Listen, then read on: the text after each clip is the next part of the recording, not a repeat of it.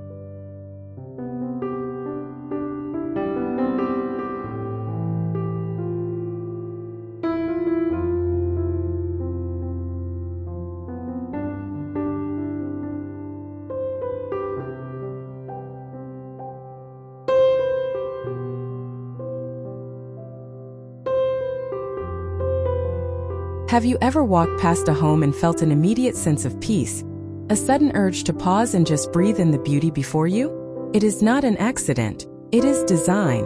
The front of your home is more than just a transition from the street to the door. It is the handshake of your property, the first chapter of your story. Today, we are not just talking about planting flowers, we are talking about curating an experience.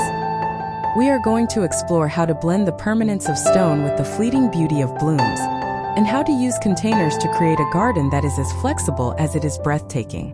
By the end of this journey, you will understand the secrets of layering, the power of color blocking with pottery, and how to build a landscape that feels like a warm embrace every time you come home.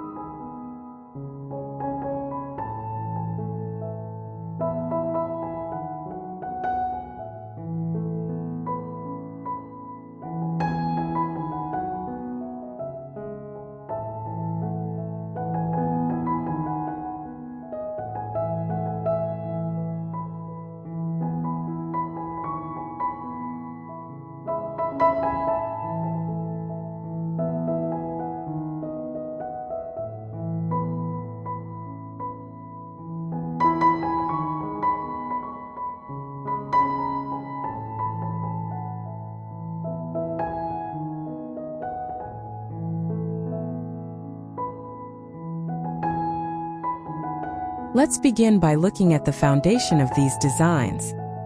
The concept of container clustering. Often we buy one pot and place it by the door, but notice in these stunning examples how the magic truly happens when pots are grouped together. Specifically, look at the use of glazed blue ceramic planters. This is not a random choice. Blue is a color that recedes visually, creating a sense of depth and coolness, which is incredibly inviting on a hot summer day. When we cluster 5, 10, or even more of these blue pots on a stone patio, we create a river of color that guides the eye. It solves a major problem for many homeowners.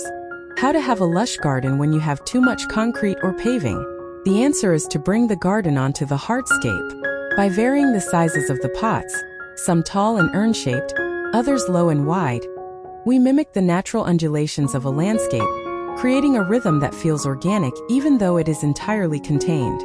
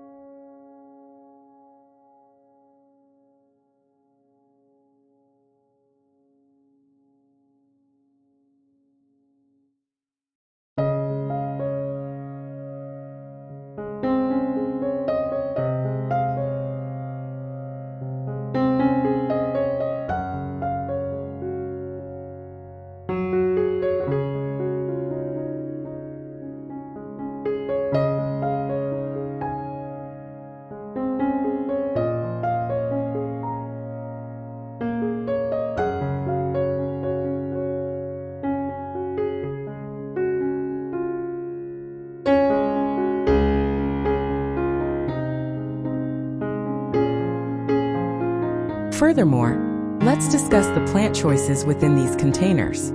You see a brilliant mix of the thriller, filler, spiller technique executed to perfection.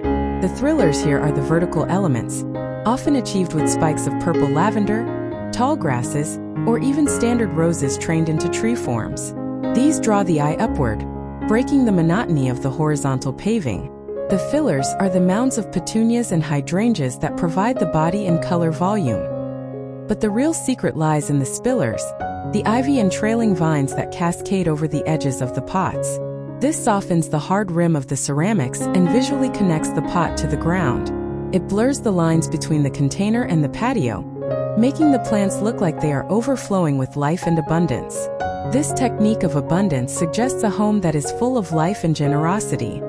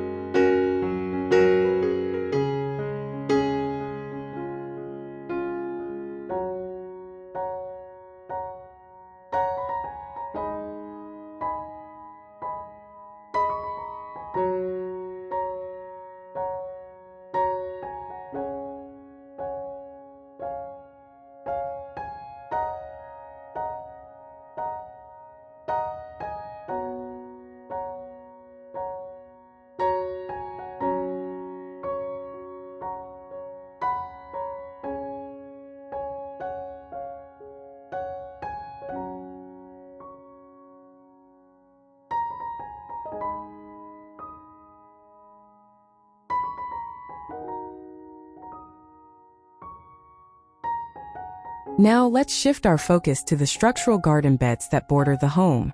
Notice the deliberate use of curves. In nature, straight lines are rare. By introducing a serpentine, curved edge to your flower beds using pavers or cobblestones, you instantly relax the entire look of the house. The curve invites you to walk slower, to meander with your eyes. We see raised beds constructed with gray retaining wall blocks. This is not just aesthetic, it is functional. Raising the soil level improves drainage, which is critical for plants like hydrangeas and roses, and it brings the flowers closer to eye level. It creates a stage for your plants.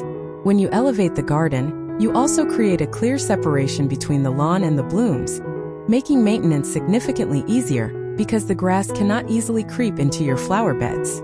Within these beds, observe the masterful use of repetition. You don't see just one hydrangea.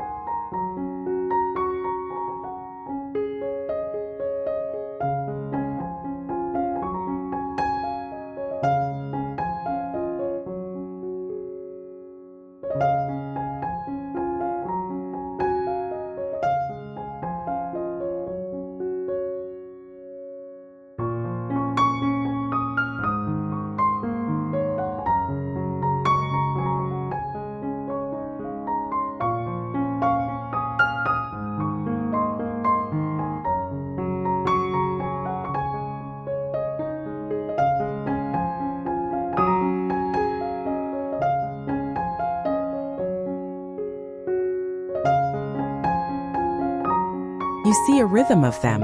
White hydrangeas, likely the Annabelle or Incredible varieties, act as visual anchors. Their massive snowball-like blooms reflect light, making the garden sparkle even in the twilight. Interspersed with them are the vertical spikes of delphiniums and foxgloves in shades of electric blue and soft pink. This contrast in shape, the round globes of hydrangeas versus the tall spikes of delphiniums, creates a dynamic tension that keeps the garden interesting. If everything were the same shape, the garden would look flat. By mixing shapes but repeating colors, we achieve a look that is diverse yet unified. It is a symphony where different instruments play the same harmonious tune.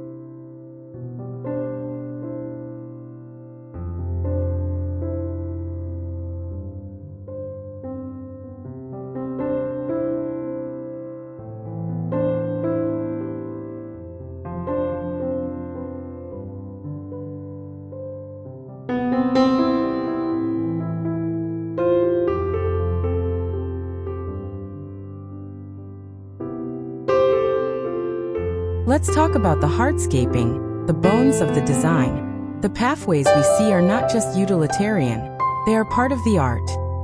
Whether it is the irregular flagstone path with grass growing in the joints or the neat, tight-fitting pavers, the material choice sets the tone. The flagstone path suggests a cottage feel, a more relaxed and romantic vibe that encourages barefoot walking. It says, "Take your time." In contrast, the structured brick or paver walkways suggest elegance and order. Notice how the gray tones of the stone provide a neutral canvas that makes the greens, pinks, and purples of the plants pop. If the stone were red or brown, it might compete with the flowers. Choosing a neutral, cool-toned hardscape is a professional trick to ensure your plants remain the star of the show. We must also appreciate the strategic use of standard topiaries and small trees within these beds. In several views, you see a small tree with a rounded head on a straight trunk, often called a standard.